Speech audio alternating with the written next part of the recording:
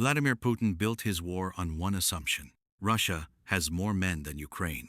More soldiers mean more casualties inflicted. More casualties mean Ukraine runs out of defenders before Russia runs out of attackers. It is a simple equation, brutal, medieval, and in January 2022, it seemed credible. 4 years later, a Russian soldier is crouching in a defensive position in southern Ukraine, waiting for the Ukrainian infantry assault that never comes. Instead, what arrives is a machine. Then another machine in the sky. Then a voice from a drone speaker telling him to put down his rifle. The territory he was defending is now Ukrainian again.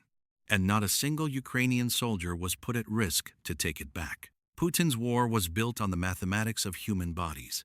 Ukraine just changed the mathematics. To understand why the April 2026 event is more than a military curiosity, you need to understand what it means inside Putin's strategic framework. The attrition doctrine that Russia has been running since at least 2023 operates on one core premise: human cost. Russia absorbs casualties at a rate that would collapse most conventional armies because the Kremlin calculates that Ukraine's willingness and ability to absorb equivalent losses is lower. Western support will eventually erode. Ukrainian mobilization will eventually falter. The Ukrainian population's tolerance for casualties will eventually break. Everything in Russia's strategy is oriented around the assumption that the human cost of this war will eventually become unbearable for Ukraine before it becomes unbearable for Russia. In April 2026, Ukraine sent a ground robot and a fleet of drones to capture a Russian position. The cost to Ukraine in human terms was exactly zero. Russia's attrition doctrine did not calculate for this. The political context inside Ukraine makes this development even more significant. According to available reporting, approximately 2 million Ukrainians are currently wanted for evading mobilization. The human appetite for this war, after 4 years of grinding attrition, is finite. Ukraine's government knows this. Zelensky knows this. The decision to invest heavily in robotic systems is not purely a military calculation. It is a political calculation. Every mission that a robot completes in place of a soldier is one fewer demand placed on a population that is exhausted by war. Every territory liberated by a machine, rather than an infantryman, is one fewer family receiving devastating news. Ukraine is not just building robots to win battles. It is building robots to sustain the political will to keep fighting. The scale of the investment confirms how seriously this is being taken. According to Commander-in-Chief Oleksandr Syrsky, Frontline robots completed 9,000 missions in March 2026, more than 3 times the 2,900 completed in November 2025. Robotic complexes performed 50% more tasks in March than in February. According to Euromaidan Press, 167 Ukrainian military units were using ground robots by March, up from 67 inches November, a 150% increase in 4 months.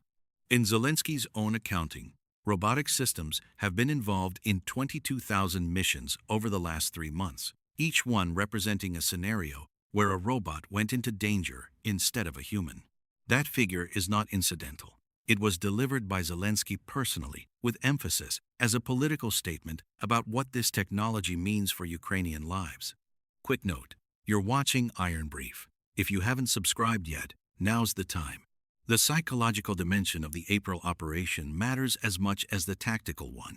For the Russian soldiers who raised the white flag, the experience was one that no training prepares a soldier for. They were not surrounded by enemy infantry. They were not outgunned by superior numbers. They were confronted by machines, by platforms that cannot be reasoned with, cannot be appealed to, and carry no fear of death because they have no life to lose. The precedent for this moment had been building for months. In January 2026, DevDroid released video of 3 Russian soldiers surrendering to an AI-equipped droid TW-762 ground robot. In March, 4 soldiers surrendered to a drone broadcasting surrender instructions through a loudspeaker. As far back as August 2024, A soldier abandoned by his own unit surrendered to a drone he had assumed was there to kill him. These were isolated events then. In April 2026, they became a doctrine. And that shift matters politically in Russia in ways that the Kremlin has not yet processed publicly. Russia's military blogging ecosystem, the same community that has been fractured by the drone war revelations, has no framework for explaining to its audience why Russian soldiers are surrendering to machines rather than fighting them.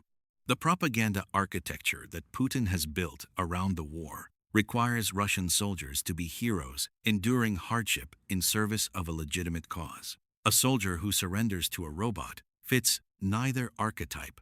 He is neither the brave fighter holding out against Ukrainian aggression nor the tragic casualty of Western interference. He is a man who decided that a machine is more dangerous than he is, and he is right. But this story is not exceptional. It is the rule of what happens when a technological gap becomes a psychological one. The same pattern appeared in the drone war. Once Russian soldiers learned that FPV drones could find them faster than they could find cover, behavior on the front changed. Exposure time in the open shrank. Mobility decreased. The psychological weight of being hunted by something that could not be seen or heard until it was too late compounded the physical attrition. Ground robots add a new dimension. They cannot be talked to. They do not tire. They are not afraid. For a soldier on a front where morale is already under sustained pressure, where mobilization is being resisted, where commanders hide reality from generals who hide it from Putin, where the meat grinder tactics have consumed over 1.3 million casualties, the arrival of autonomous machines at the perimeter is not just a tactical problem, it is a breaking point. The broader collapse of Russia's attrition strategy is visible in every domain simultaneously. Inside Russia, Ukraine's long-range drones have struck Baltic seaports responsible for up to 45% of Russia's oil exports, according to Fortune. At Primorsk alone, drone strikes caused an estimated $200 million of stored oil to be destroyed. On the front, UAVs caused 29% more Russian casualties in March than in February. Ukraine is producing 4 million UAVs annually. Russia's 700,000 soldiers inside Ukraine, once the foundation of Putin's attrition calculation, are increasingly facing a battlefield where the side with fewer soldiers can still inflict disproportionate losses, hold territory, and capture positions, all while preserving the human capital that Russia is betting Ukraine will exhaust first. The question that Putin's advisors cannot answer publicly is the only one that matters. What happens to an attrition strategy when the side being attrited finds a way to remove its humans from the equation? Russia's doctrine assumes that Ukraine will eventually run out of soldiers willing to fight and die. Ukraine is building a force in which soldiers are increasingly not required to fight and die at the point of contact. Every robot mission, every automated drone strike, every territory captured without infantry is a direct challenge to the foundational logic of the Kremlin's entire war strategy. Putin has no public answer. His military bloggers have no framework to explain it. And his soldiers, confronted by machines in the dark of a Ukrainian defensive position, are making the only rational choice available to them. If you want to understand the industrial ecosystem Ukraine built to make all of this possible, check out our breakdown of the robot manufacturing surge and the drone production figures. And if you want to see where Russia's attrition strategy goes from here in Donetsk, our analysis of the Frontline collapse will show you what is already happening. Subscribe to Iron Brief so you never miss what comes next.